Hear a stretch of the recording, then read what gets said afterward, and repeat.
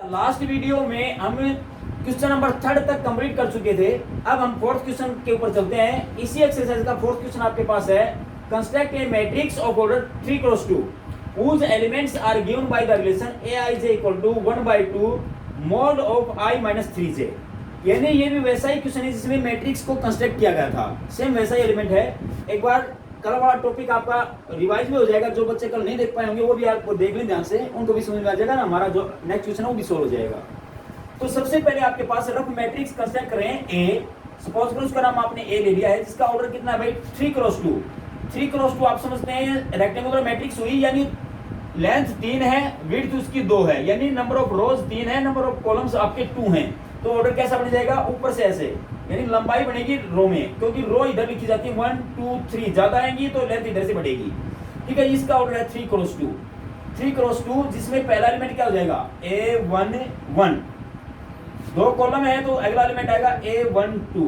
बस आगे नहीं जाना, a1 3 पे नहीं जाना, क्योंकि कॉलम आपके 2 ही हैं, 2 तक ही रहना है। और सेकंड रो a2 1, अगली आ जाएगी a2 2। Second row first column, second row second column, और थर्ड रो भी बनानी है क्योंकि 3 रो हैं।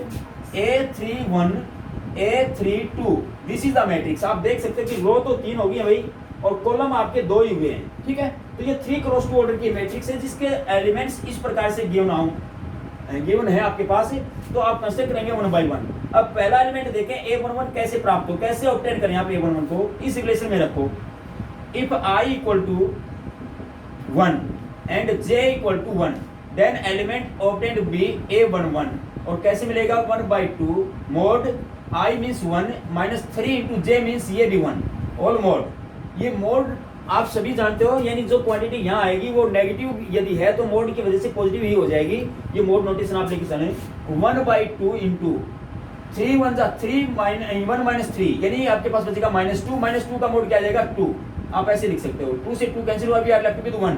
इसका मतलब a11 एलिमेंट आपका आया है इस a मैट्रिक्स का 1, तो आप यहाँ लिख दें इस a11 की जगह 1। इसी प्रकार से आपका second element if I equal to 1 j equal to 2, I equal to 1 j equal to 2, element हुआ a12 इस रिलेशन में भी रखें 1/2 इंटू मोड ऑफ I यानी 1 माइनस 3 इंटू j यानी 2, 3 into 2 whole mod. We are left with 1/2 whole mod. 1 minus 6, 1 minus 6 क्या होता है -5, -5 का मोड क्या आएगा 5, यानी वी आर लेफ्ट विद 5/2।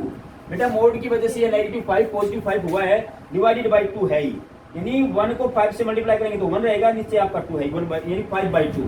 तो ये एलिमेंट आपका सेकंड हुआ 5/2। इसी प्रकार से आपके पास चले सेकंड रो के लिए। सेकंड रो में आपका पहला कंपोनेंट यानी a21, ये है a21। कैसे मिले, जब आप I की जगह रखें 2, j की जगह रखें 1, एलिमेंट होगा a21 और रिलेशन में मिलेगा 1/2 मोड I यानी 2 माइनस 3j यानी 3 इंटू j 1 है का मोड। 3 1 जा 3, 2 माइनस 3 माइनस 1 का मोड 1/2, तो ये बन जाएगा 1/2, यानी ये कंपोनेंट आपका हुआ 1/2। इसी प्रकार से next element if I equal to 2 j equal to 2, if I equal to 2 j equal to 2, तो सेकंड कंपोनेंट a22 मिलेगा। a22 इसकी पोजीशन क्या रहेगी भाई a22। यहाँ पे अगर दिखाई नहीं देता है तो मैं यहाँ लिख देता हूँ, यहाँ आ जाए यहाँ पे a22 क्या है, इसमें रखे I की जगह 2, j की जगह भी 2, 1/2 mod of 2 minus 3 times 2 whole mod. 3 2 जा 6, 2 माइनस 6 -4 का मोड क्या होगा 4, यानी 1/2 इंटू 4। 2 से कैंसिल कर दें, 2 2 जा 4, वी आर लेफ्ट विद 2, यानी हमारा अगला कंपोनेंट है 2। इसी प्रकार से थर्ड रो का ये एलिमेंट a31, I की जगह 3 रखें, j की जगह 1 रखें। If I equal to 3 j equal to 1, ये बन जाएगा a31 रिलेशन में रखो 1/2 मोड I की जगह 3 माइनस 3 इंटू j की जगह 1 होल मोड, यानी 3 1 जा 3, 3 माइनस 3 0, 0/2 0, यानी आपका a31 एलिमेंट हुआ 0, तो ये मिल जाएगा 0। a32 और देखने लास्ट का I equal to 3, yes I का मान 3 है और j का मान 2 है, तो 32 j इक्वल टू 2, एलिमेंट हुआ a32 A32 मीन्स 1/2 रिलेशन में रखने से I हमारे पास है 3 माइनस 3 टाइम्स J है आपका 2 होल मोड 3 2 6 3 माइनस 6 माइनस 3 का मोड 3/2 यानी 3/2 ये एलिमेंट हुआ 3/2। तो बेटा ये मैट्रिक्स आपकी कंस्ट्रक्ट होगी है जिसका ऑर्डर 3 क्रॉस 2 है, यानी जो मैट्रिक्स आपको कंस्ट्रक्ट करनी थी 3 ऑर्डर 2 की जिसके एलिमेंट इस रिलेशन से फाइंड आउट करते हैं तो वह आप ऐसे निकाल पाएंगे। ये आपका क्वेश्चन नंबर 4 था। अब जो 5th क्वेश्चन स्टार्ट होगा उसमें टाइप बदल जाती है आपकी क्वेश्चन की। कैसे? पहले 4 क्वेश्चंस तो कंस्ट्रक्शन से रिलेटेड हैं, how can we construct a given matrix of given order. लेकिन आगे वाला जो क्वेश्चन है उसका कॉन्सेप्ट है इक्वलिटी ऑफ 2 मैट्रिक्स से, यानी 2 मैट्रिक्स इक्वल कब होती हैं। 2 मैट्रिक्स इक्वल तब होती हैं, मैंने 2 कंडीशन रखी थी, जब पहले उनका ऑर्डर सेम हो, यानी फर्स्ट कंडीशन थी if they are of the same order, और सेकंड कंडीशन क्या थी if the corresponding elements are also equal. Corresponding elements are also equal, तो वो दोनों कंडीशन हम अप्लाई करेंगे। आगे के जो 5 क्वेश्चन आपको इसी टॉपिक पे मिलेंगे, अभी वो 1 बाय 1 सोल्व करते हैं। यस बेटा, 5th question B, if we have 2 equal matrices, उसने हमारे पास जो दिया हुआ है उसमें क्या कहता है कि 2 मैट्रिक्स इक्वल हैं, यानी ये फर्स्ट मैट्रिक्स ये सेकंड मैट्रिक्स दोनों इक्वल दी हुई हैं। We clearly see symbol of equality is to be used, इसका मतलब दोनों बराबर हैं। Then we have to find x and y, कहता है ये दोनों मैट्रिक्स इक्वल हो तो x और y का मान फाइंड आउट कीजिए, फाइंड x एंड y। तो बेटा यहाँ पे वो इक्वलिटी का कॉन्सेप्ट आप यूज कीजिए। पहली बात तो आप ये नोट कीजिए कि ये भी 2 क्रॉस 2 ऑर्डर की है और ये भी 2 क्रॉस 2 ऑर्डर की है। Since here we are given with that 2 matrices are equal हैं, तो वो जो दोनों कंडीशन है इक्वलिटी की वो आप फॉलो कर लेंगे। कौन सी 2 थी? पहली थी कि इनका ऑर्डर सेम होगा, ऑर्डर तो सेम है ही ऑलरेडी। फिर corresponding elements are also equal, उनके कोरस्पॉन्डिंग एलिमेंट भी इक्वल हो जाएंगे। अब हम सेकंड जो ऑप्शन है, सेकंड जो इसकी कंडीशन है उसका बेनिफिट उठाएंगे, उसके बेनिफिट से हमें x और y का मान मिल जाएगा। ठीक है, यहाँ आप लिखते हैं सॉल्यूशन में सिंस मैट्रिसेस आर इक्वल, क्योंकि ये दिया हुआ है इक्वल। ठीक है, देयरफॉर हम यहां लिख सकते हैं their corresponding elements are also equal, therefore their corresponding elements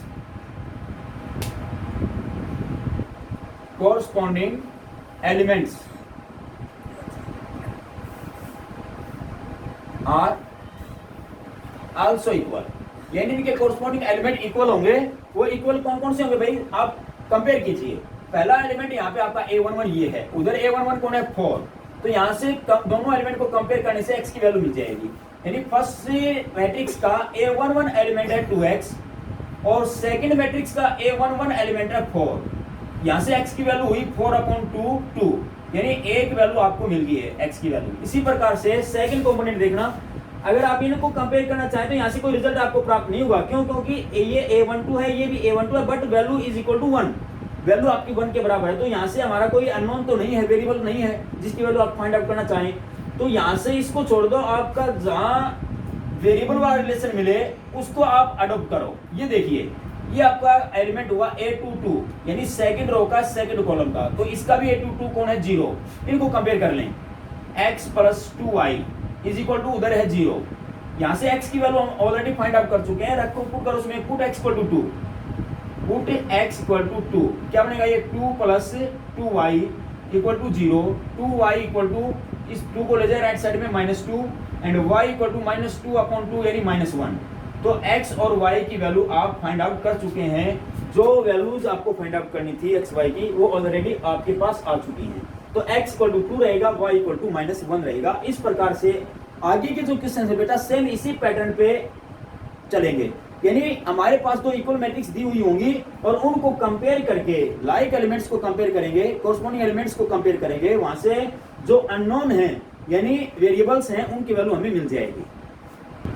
Our next question is 6th, which is to be given by if the matrix of order 2 × 2 having elements x 3x - y 2x + z 3y - w be equal to the matrix of order 2 × 2 having element 3 2 4 7 then find x y z w।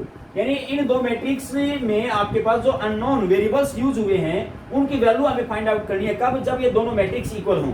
बेटा वही equality का concept, 2 matrix equal कब होती हैं? जब उनका order same हो। तो क्लियर है, ऑर्डर तो सेम है ही, इसमें भी 2 × 2 है, इसमें भी 2 × 2 है। और सेकंड कंडीशन कहते हैं if their corresponding elements are also equal, तो कोरस्पॉन्डिंग एलिमेंट को इक्वल कर दो, आपके पास x y z w की वैल्यू आ जाएगी। सॉल्यूशन में लेके चलें, सिंस मैट्रिसेस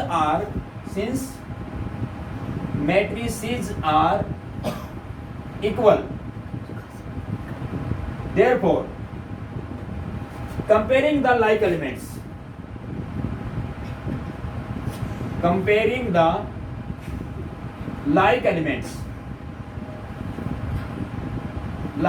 को कंपेयर कर लें। इसका पहला एलिमेंट कौन है भाई x, उसका पहला एलिमेंट कौन है 3, यानी a11, ये भी a11, इधर a11 x है, उधर आपका 3 है, तो x इक्वल टू 3। ये तो पहला एलिमेंट कंपेयर करने से ही पहला रिजल्ट मिल जाएगा, x की वैल्यू 3 आ जाएगी। सेकंड में देखिए, इसका a12, इसका a12 2, तो 3x minus y is equal to 2। x की वैल्यू 3 है already, put in 2। Second relation में अगर x की वैल्यू 3 रख दें तो 3 into 3 minus y is equal to 2, 3 3 9 minus y equal to 2। y को उधर ले जाएं, राइट साइड में पॉजिटिव हो जाएगी, 2 को उधर ले आए, 9 माइनस 2 इक्वल टू y, यानी 7 इक्वल टू y। तो y का मान भी आपके पास आ चुका है बेटा, कितना है, y की वैल्यू 7 है। इसी प्रकार से नेक्स्ट कंपोनेंट को भी आप कंपेयर करें, देखो यहां से देख लें 2x प्लस z है और ये किसके बराबर होगा, 4 के बराबर। x की वैल्यू ऑलरेडी हमारे पास है, तो z का मान भी आ जाएगा। 2x plus z is equal to 4, putting the value of x equal to 3, 2 into 3 plus z equal to 4, 6 plus z equal to 4, z equal to 4 minus 6 and z equal to minus 2। ये third element भी आपको मिल गया है भाई, z की value minus 2 आ जाएगी। और last के लिए 3y minus w equal to 7, 3y minus w equal to 7। y की वैल्यू आप ऑलरेडी कंसीडर कर चुके हैं 7, putting the y equal to 7, 3 into 7 minus w equal to 7।